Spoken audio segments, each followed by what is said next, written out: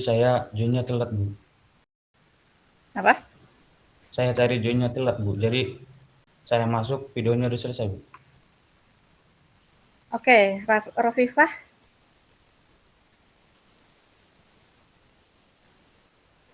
Hadir, Bu. coba Rofifah jelaskan. Selain yang Tadi disebutkan. yang saya dapatkan itu tadi, eh, jadi tuh parafrase itu bukan hanya sebagai untuk mengurangi persentase plagiarisme, tapi juga ini buat teknik untuk kita tuh bisa paham materinya secara langsung gitu, Bu.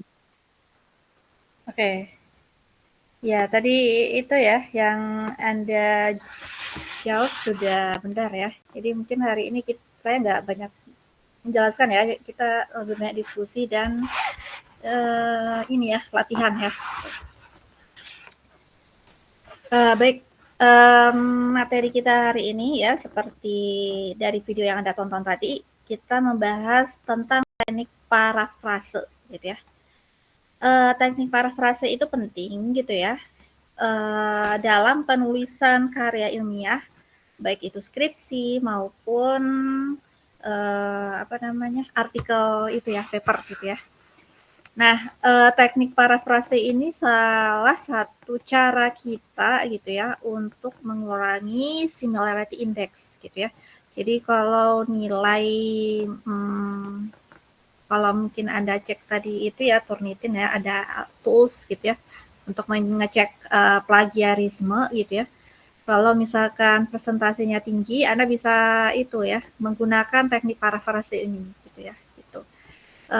Supaya nanti persentasenya itu bisa berkurang.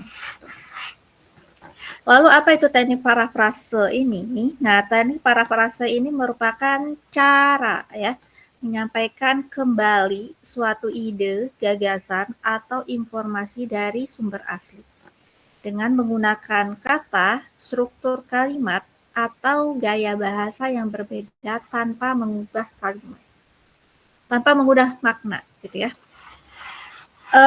Jadi dari kata ini ya, dari pengertian ini gitu ya, itu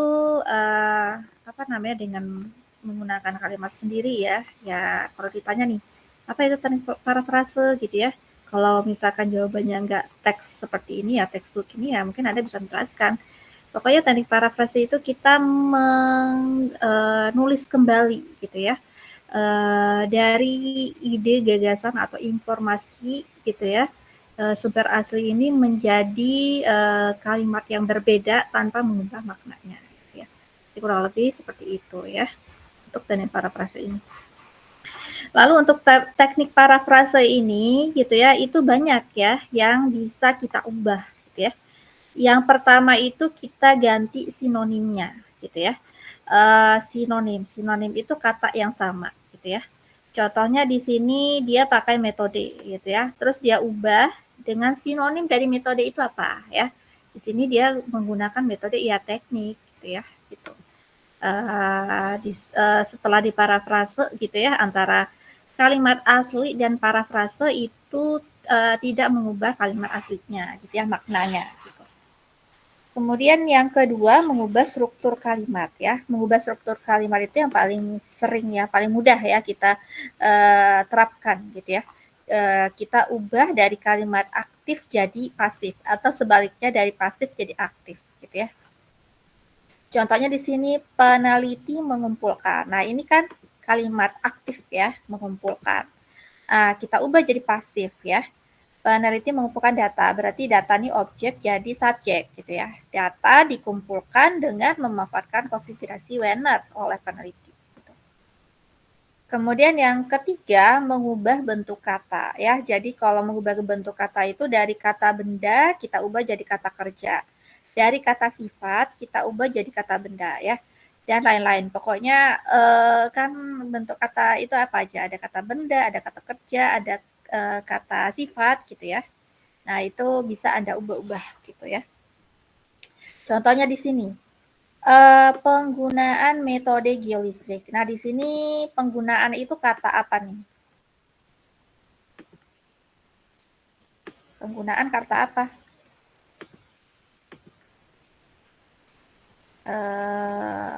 Siapa nih saya tunjuk ya. Rentannya, Dan Bu, rentannya, kata kerja Bu. kata. Coba suaranya dibesarin. Kata kerja Bu. Kata kerja. Iya. Yang lain apa? Kata benda, Bu. Ya, Kata benda kata Bu. benda ya, gitu ya. Lalu di sini kita bisa ubah dengan kata lain ya. Di sini dia mengubahnya menjadi digunakan ya. Digunakan itu kata kerja yang pasif gitu ya, gitu. Jadi metode gerisik digunakan secara signifikan untuk mengeksplorasi air tanah ya, seperti itu.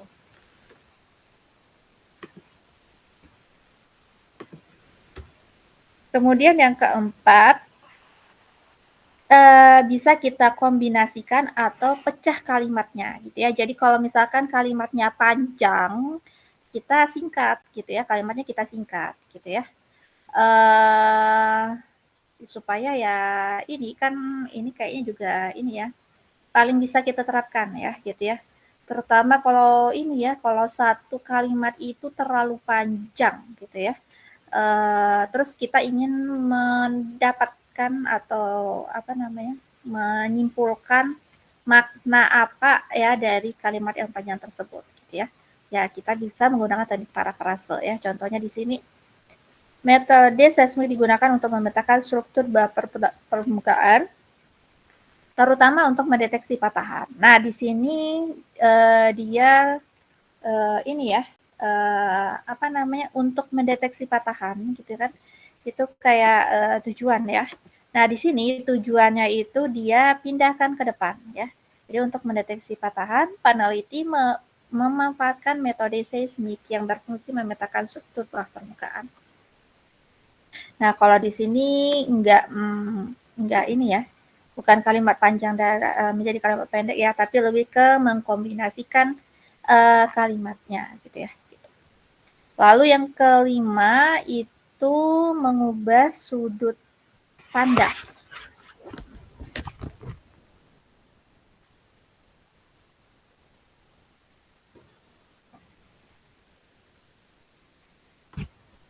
Nah, kalau mengubah sudut pandang itu di sini ya kita bisa ubah dengan memberikan penekanan yang berbeda selama maknanya tetap sama, gitu ya. Jadi di sini contohnya tujuan penelitian ini adalah mengetahui ketebalan lapisan tanah lunak ya. Nah, di sini kan penekanannya itu pada tujuan, gitu ya. Nah, jadi kalau apa namanya? Kan kalau di dalam pendahuluan itu kan kita wajib ya menyatakan tujuan. Tapi kalau kalimatnya tujuan penelitian ini itu kayaknya udah ini ya, terlalu biasa ya. Jadi kita bisa ubah ya. Contohnya di sini penelitian ini difokuskan pada identifikasi ketebalan ya. Jadi apa namanya, kalimatnya jadi lebih baru gitu ya, dan maknanya ya tetap sama gitu ya, seperti itu. Lalu terakhir itu ada apa namanya, kita menggunakan parafrase semantik. Gitu. Nah, ada yang tahu parafrase semantik itu apa?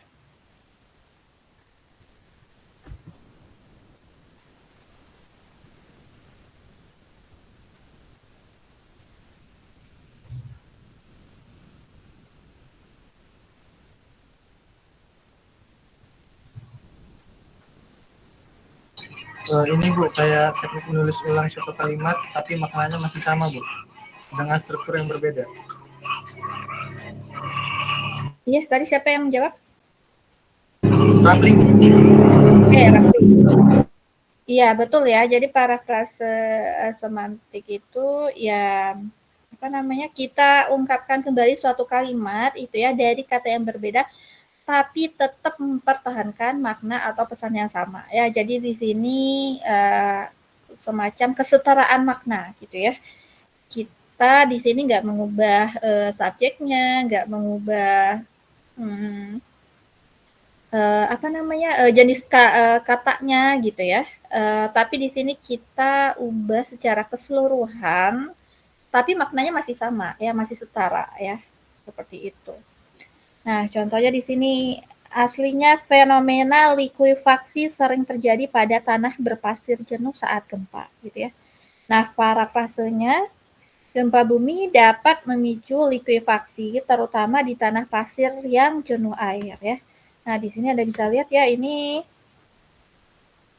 kan beda sekali gitu ya kalimatnya ya, tapi sebenarnya maknanya sama gitu ya. Di sini tanah berpasir jenuh. Lalu dia ubah jadi tanah pasir yang jenuh air gitu ya. Terus fenomena likuifaksi sering terjadi. Nah, di sini dia ubah gempa bumi dapat memicu likuifaksi gitu ya, seperti itu ya. Jadi di sini kita ubah secara keseluruhan tapi maknanya itu setara gitu ya, seperti itu. Nah, di dalam parafrase ini ada beberapa hal yang penting ya. Yang pertama itu jangan hanya mengganti kata dengan sinonim tanpa memperhatikan konteks gitu ya. Jadi ya mentang-mentang mengubah sinonim itu paling mudah gitu ya. Tapi jangan sampai nih Anda udah ubah sinonim tapi maknanya jadi berbeda gitu ya. Jadi itu harus Anda perhatikan gitu. Kemudian makna harus tetap sama dengan sumber asli gitu ya. Jadi jangan sampai Anda mengubah atau melakukan parafrase ya tapi maknanya berbeda gitu ya. Di 1 dan 2 ini intinya itu ya di dalam parafrase ya, bagaimanapun Anda mengubah kalimat tersebut tapi tetap ya maknanya harus sama. Nah, kemudian yang terakhir, selalu sertakan sumber rujukan atau sitasi ya jika memang mengambil ide dari penulis lain ya. Jadi teknik parafrase itu merupakan salah satu cara ya untuk Anda ini menjelaskan kembali dari jurnal atau mungkin bacaan gitu ya yang Anda baca sebelumnya gitu ya. Jadi jangan sampai nih misalkan di jurnal yang Anda baca itu kan ada dia melakukan sitasi gitu ya. Nah, Anda jangan sampai copy paste banget gitu ya. Sitasi yang Anda baca pada bacaan tersebut gitu ya. Jadi Anda bisa gunakan teknik parafrase gitu ya di sini gitu ya. Contoh parafrase ya.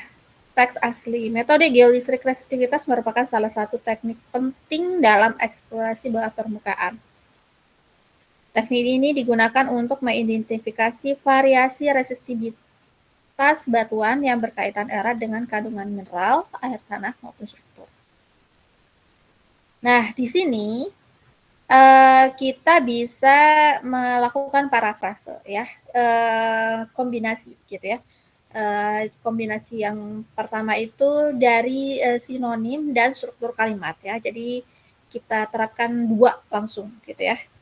Di sini merupakan tuh apa? Sinonimnya ya. Sinonimnya kan adalah gitu. Lalu struktur kalimatnya juga kita ubah ya di sini ya. Contohnya di sini teknik ini digunakan untuk mengidentifikasi variasi resistivitas batuan yang berkaitan erat ya. Nah, di sini kita ubah ya. Struktur kalimatnya jadi pendekatan ini. Jadi teknik kita ubah jadi pendekatan, itu sinonim ya.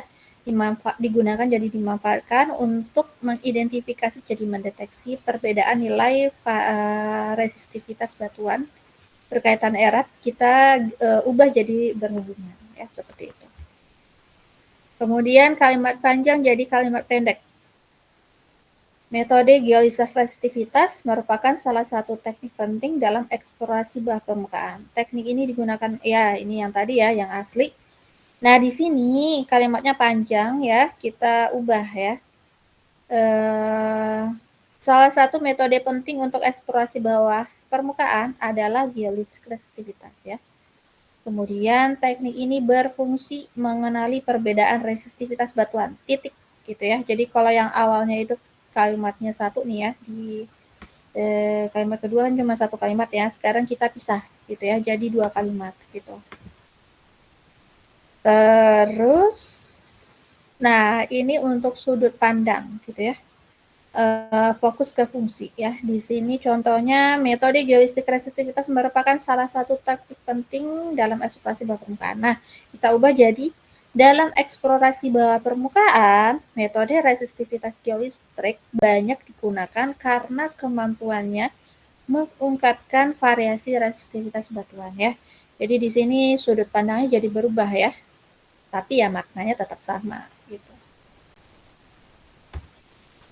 Nah, kemudian ini bahasa yang lebih sederhana gitu ya. Jadi kalau misalkan kalimatnya agak rumit ya, kita baca gitu ya, bisa kita sederhanakan gitu ya.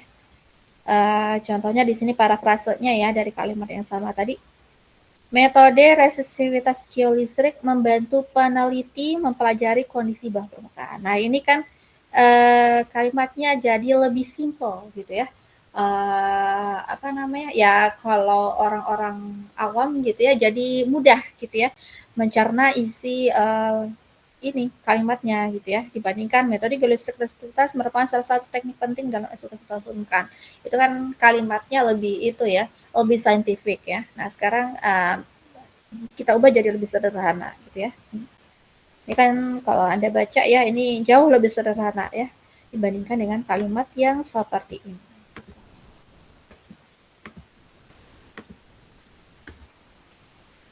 Nah, jadi intinya kita mainkan pilihan kata, struktur kalimat, atau fokus penekanan gitu ya.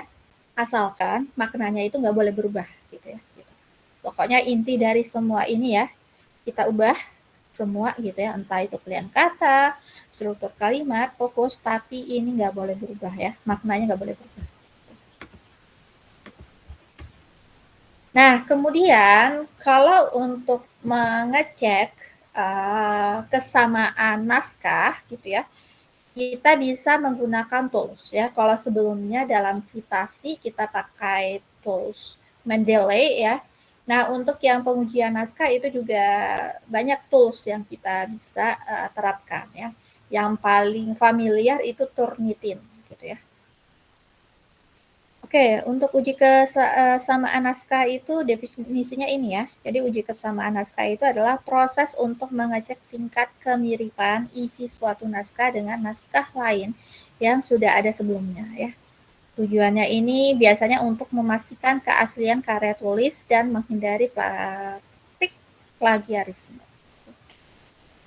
Kemudian poin penting dari uji kesamaan naskah ya.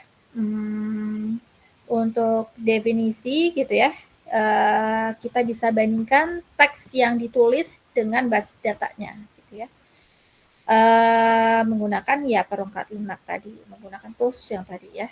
Hasilnya nanti dapat tuh persentase similarity-nya berapa gitu.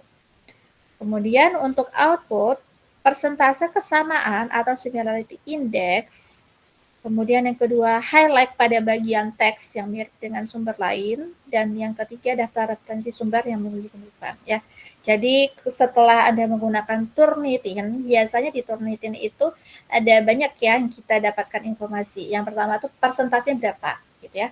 Itu biasanya di paling atas ya, berapa persentasenya. Kemudian dari situ, kalau misalkan Anda klik, misalkan presentasinya 50%, Anda klik 50% itu nanti keluar tuh ya masing-masing kalimat itu gitu ya, terus presentasinya gitu ya, sampai nanti ya total 50%.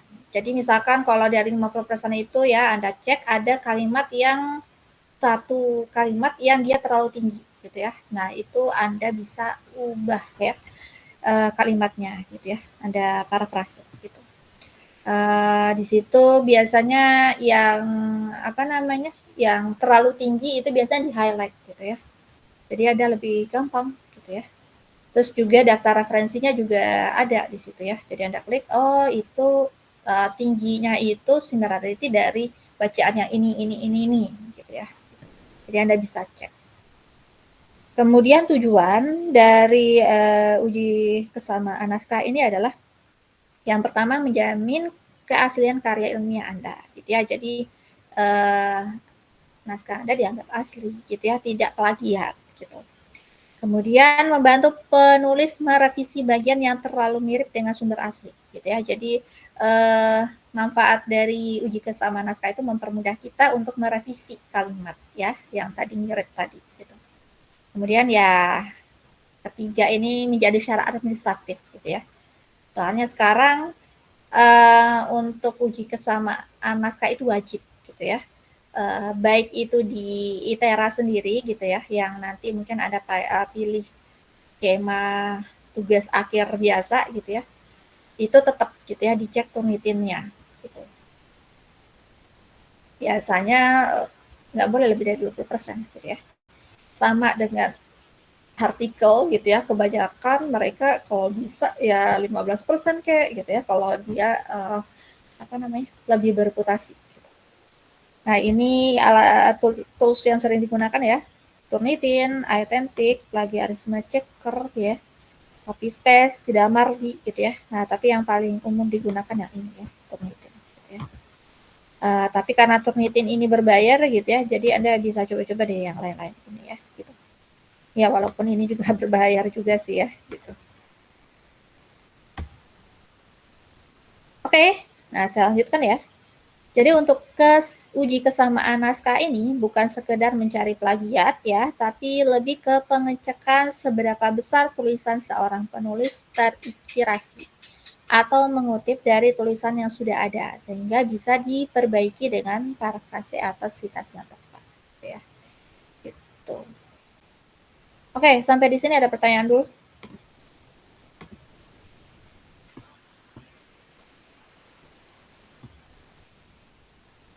Insya Allah masih aman, Bu. Oke, kalau tidak saya lanjutkan ya. Untuk batas kesamaan naskah ya. Untuk skripsi di skala kampus ya, TA Anda nanti ya itu akan dicek kesamaannya gitu ya.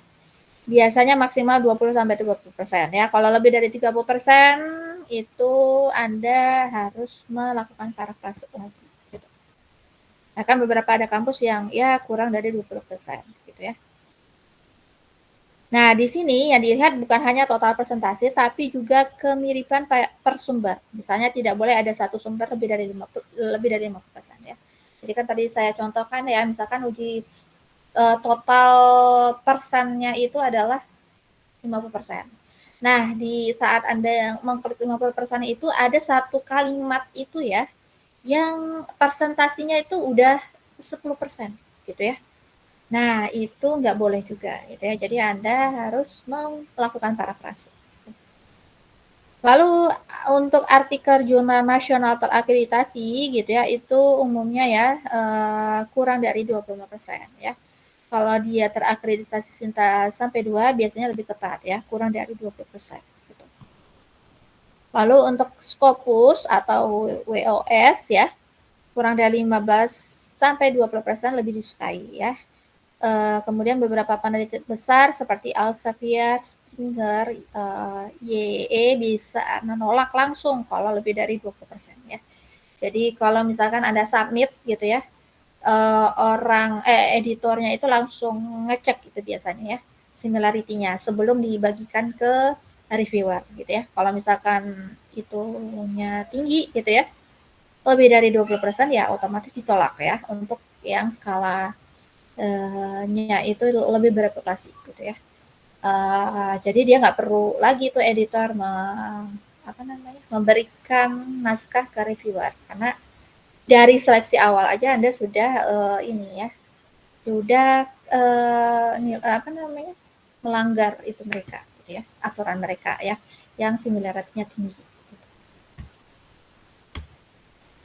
Nah, kemudian ini ada catatan penting ya. Bagian referensi daftar pustaka, judul, nama penulis, atau istilah umum biasanya tidak dihitung. Jadi kalau misalkan Anda judul ya, itu judul biasanya nggak dicek ya, gitu ya.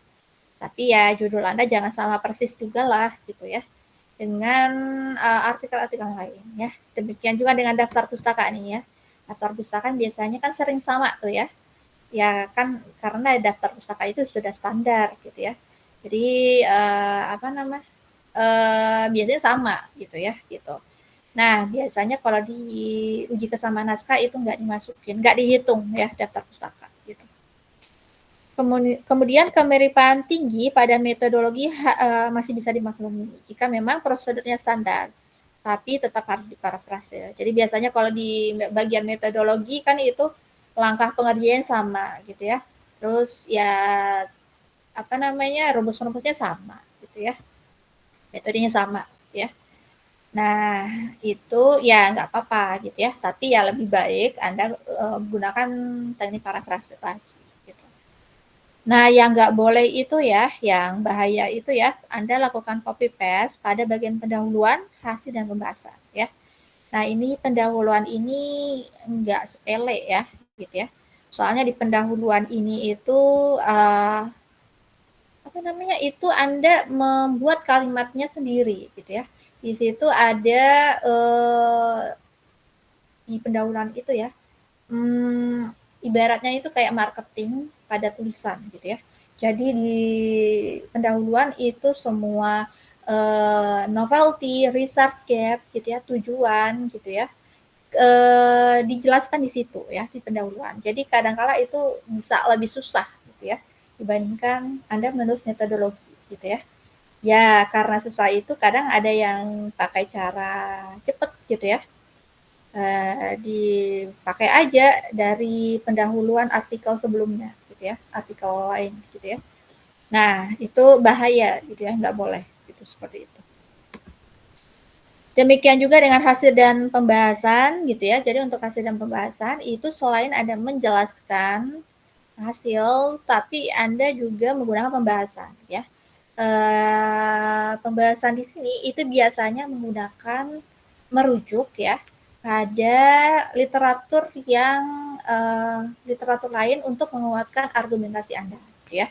Sehingga saat Anda merujuk gitu ya, itu Anda bisa gunakan kalimat lain gitu ya. Anda menggunakan parafrase gitu ya. Supaya ya similaritasnya lebih kurang. Nah, meskipun presentasi keseluruhan rendah, yang perlu diperhatikan juga adalah lokasi kemiripan ya. Apakah di bagian itu penting atau tidak gitu ya. Nah. Oke, sampai di sini ada pertanyaan?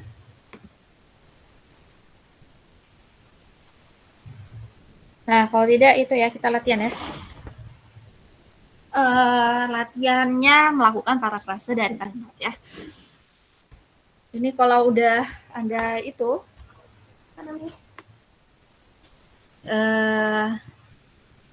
Melakukan parafrase boleh itu ya. Boleh live ya. Ada yang mau duluan?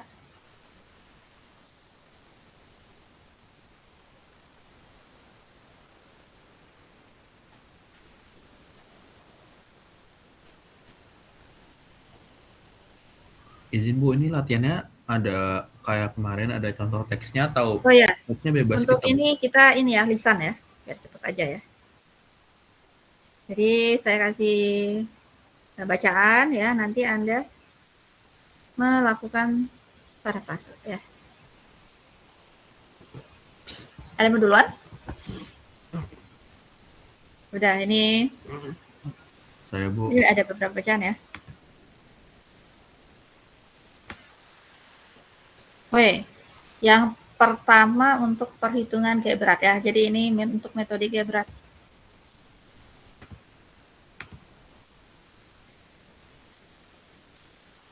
Ada yang mau? Kalau enggak saya tunjuk ya. Kalau sudah benar nanti boleh itu ya. Boleh pulang. Nah, tapi kalau Anda bagian terakhir ya berarti Anda pulangnya paling telat ya gitu. Jadi siapa yang mau lebih baik ya silakan tunjuk tangan dulu ya. Oke, kalau nggak ada yang mau saya tunjuk Tugasnya ini parafrase kan, Bu? ya. Pasti Yang mau duluan. abstrak semua ini apa cuma nyampe titik pertama, Bu? Biar saya tunjuk nanti kalimatnya. Oke, mau, Bu. Ya udah, rapi dulu ya. Ini saya besarin dulu ya. Nah, udah kelihatan? Tulisannya? Kelihatan, Bu. Oke, dari kalimat 1 ya.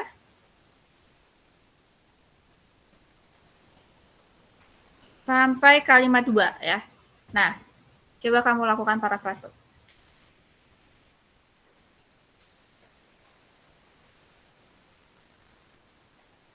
Dengan menggunakan apapun ya, entah mengubah sinonim gitu ya, merubah kata gitu ya, atau apa namanya tadi, jadi panjang jadi pendek gitu ya. Ya, terserah lah, atau semantik gitu. Terserah.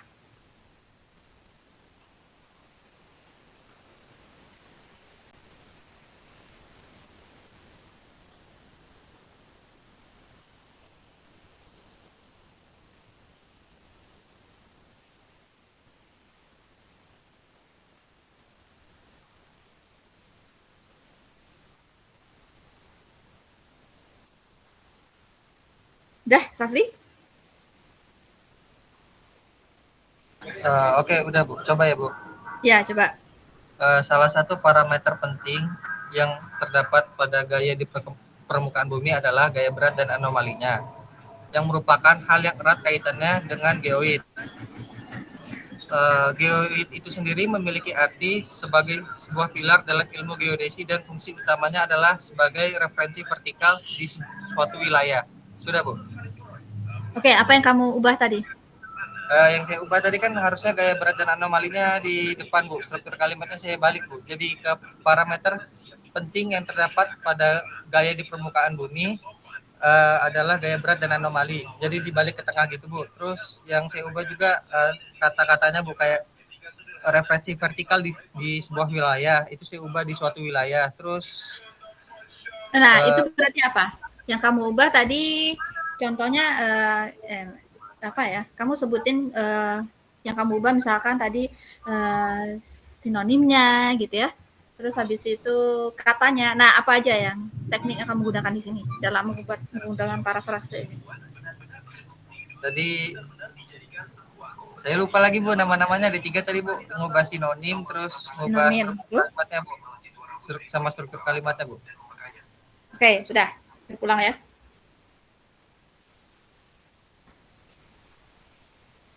Nah, siapa lagi yang mau? Siapa nih? Zaki ya? Ya, Bu. Zaki. Kamu lakukan parafrase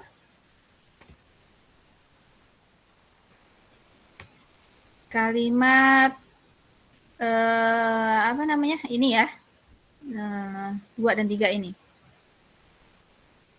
Nih lah, biar ini karena ini masih satu kesatuan ya. Pengukuran gaya berat ini gitu ya.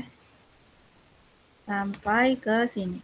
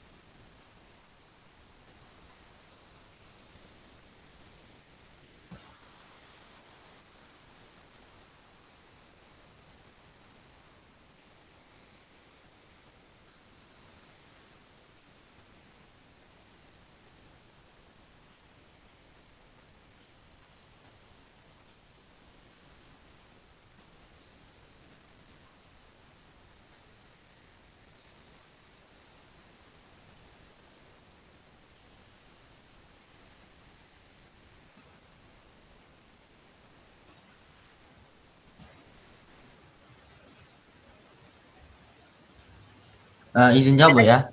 Ya, silakan. Oke, jadi yang saya gunakan ini nanti parafrase semantik Bu. Adapun kalimatnya itu pengukuran gaya berat khususnya di wilayah perairan laut merupakan kegiatan yang umumnya memerlukan biaya besar dan memiliki tingkat ketelitian yang lebih rendah dibandingkan dengan pengukuran gaya berat di wilayah daratan. Namun demikian, sejak dekade 1990-an telah berkembang teknologi satelit yang dikenal sebagai altimetry yang mampu digunakan sebagai salah satu metode untuk memperoleh nilai gaya berat di laut terbuka. Salah satu satelit altimetry yang dimanfaatkan adalah Cylostat 2 yang memiliki beberapa jenis misi pengamatan. Salah satunya adalah misi geodetik yang mengorbit bumi dengan resolusi lebih tinggi dibandingkan misi lainnya. Itu, Bu. Oke. Ini bagus ya, tapi jadinya lebih panjang ya kalimatnya ya. Gitu. Iya, Bu. Oke, Soalnya banyak ya, kayak ya. ngubah-ngubah gitu. Itu nggak masalah ya, Bu, berarti? Tapi kalau di abstrak itu kalau bisa kalimatnya jadi lebih pendek gitu ya. Gitu. Soalnya di abstrak itu kan ada minimal katanya itu ya. Biasanya 200 maksimal gitu ya. Jadi kalau kalimat tadi kayaknya jadi lebih panjang gitu ya kalau Iya, menurut Bu. saya tadi ya. Oke, tapi tidak apa-apa ya. Sudah ini. Apa namanya? Sudah bisa ya melakukan parafrase. Nah, selanjutnya siapa lagi? Boleh pulang ya? Lagi. Baik, Bu. Terima kasih, Bu. Nabil. Nabil, kamu coba dari kalimat yang ini. Nah, ini cuma satu kalimat ya. Nah, ini deh ya. Penelitian. Nah, sampai di sini.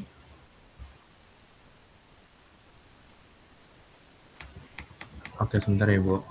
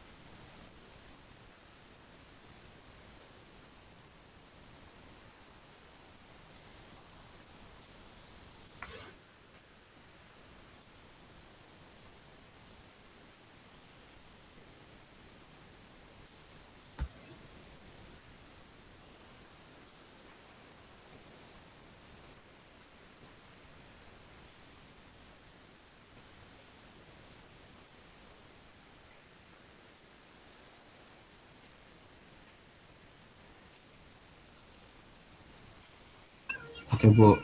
Aku Ya. coba pakai parafrase semantik ya, Bu. Oke, coba.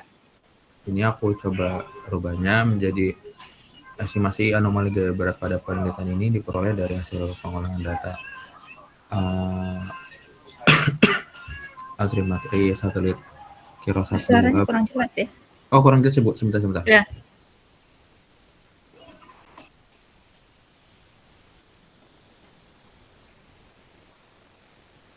Suaranya udah kedengaran belum, Bu? Ya, sudah. Oke, jadi kalimat yang coba saya parafrase itu menjadi estimasi anomali gaya berat pada penelitian ini diperoleh dari pengolahan data altimetri satelit Kirosat 2 berupa tinggi muka laut atau SSH. Pengolahan dilakukan melalui metode remove compute restore sehingga nilai anomali dapat dihitung kemudian diverifikasi dengan model global Sunwell V3.11 dan data pengukuran pengukuran laut atau shipborne. Hasil pengolahan menunjukkan kisaran anomali sekitar 200 mgal. Tingkat kesesuaian terhadap data pembanding ditunjuk oleh nilai RMSE sekitar 11 mgal dan pada wilayah perairan Sumatera. Begitu, Bu. Oke. Nah, ini untuk yang metode-metode ini harus kamu sebutkan gitu ya. Contohnya di sini remove computer restore gitu ya. Kemudian root mean square ya. Nah, itu harus diinikan. Sama tadi apa namanya?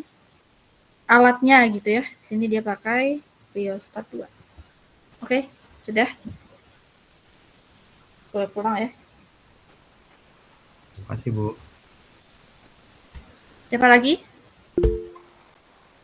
Naswa?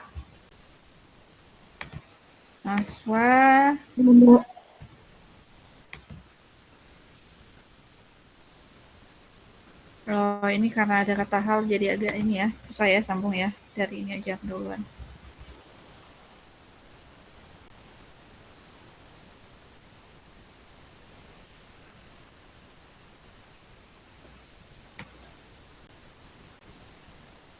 Nah, nih, terkait dengan metode nih.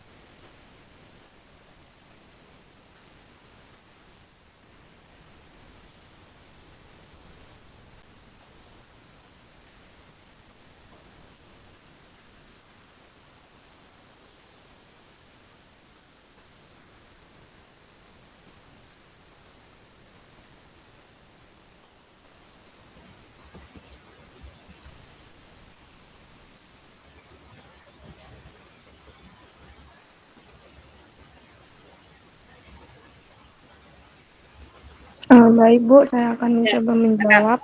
Hmm. Pengamatan di sini saya menggunakan teknik bolak-balik struktur kalimat. Adapun kalimatnya yaitu pengamatan gaya berat dapat dibedakan menjadi 3 metode berdasarkan matra dan lokasi penempatan instrumennya. Metode pertama dilakukan dengan kapal laut atau shipborne yang difokuskan pada pengukuran di wilayah perairan dan lautan. Selanjutnya, metode kedua dilaksanakan menggunakan wahana udara yang mencakup pesawat terbang, satelit gaya berat, serta satelit altimetri. Setiap metode pengukuran tersebut memiliki keunggulan, kelemahan, dan karakteristik tersendiri yang disesuaikan dengan tujuan serta lokasi penggunaannya. Jadi, struktur kalimat yang diubah yaitu dari beberapa metode dan cara mengamati menjadi pengamatan gaya berat yang dapat dibedakan. Oke, sudah ya. Boleh pulang ya. Udah bagus ya. Amati. Ya Bu,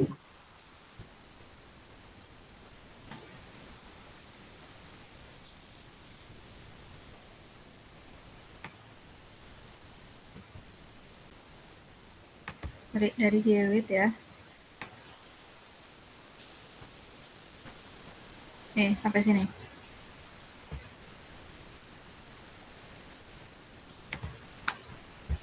baik Bu, sebentar ya Bu.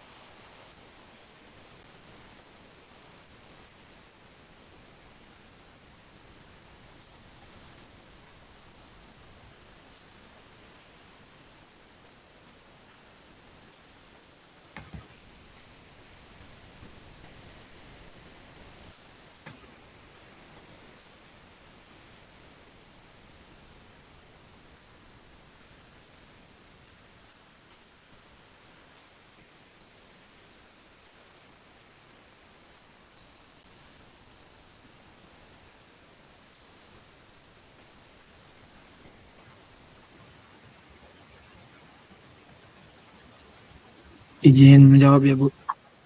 Ya, tekan. Di sini ada parafrase teknik yang saya gunakan tuh mengganti sinonim. Di sini kalimat yang saya parafrase jadinya itu geoid merupakan suatu permukaan imajiner di bumi yang merepresentasikan nilai potensial yang seragam di setiap bagiannya. Secara konseptual dan teoritis, besar potensial pada permukaan geoid dianggap setara dengan tinggi permukaan laut rata-rata atau mean sea level. Kemudian yang telah dikoreksi dari pengaruh berbagai gaya yang bekerja padanya. Itu Bu. Oke. Sudah ya kalimatnya. Nah, bawa pulang ya. Selanjutnya Enok.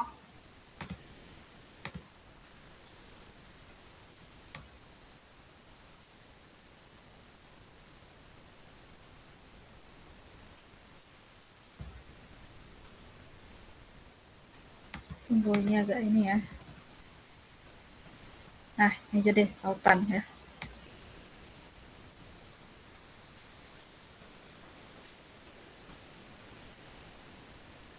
Nih, satu paragraf aja, 3 kalimat. Enok.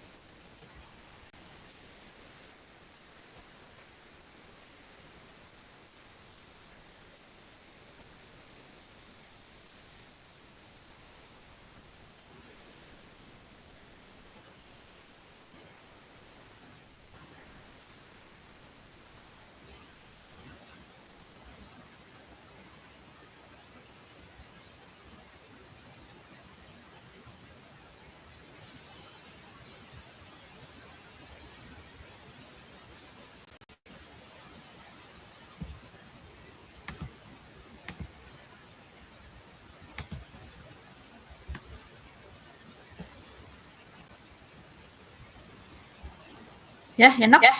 Ya Bu, bentar. Dengerin. Oke.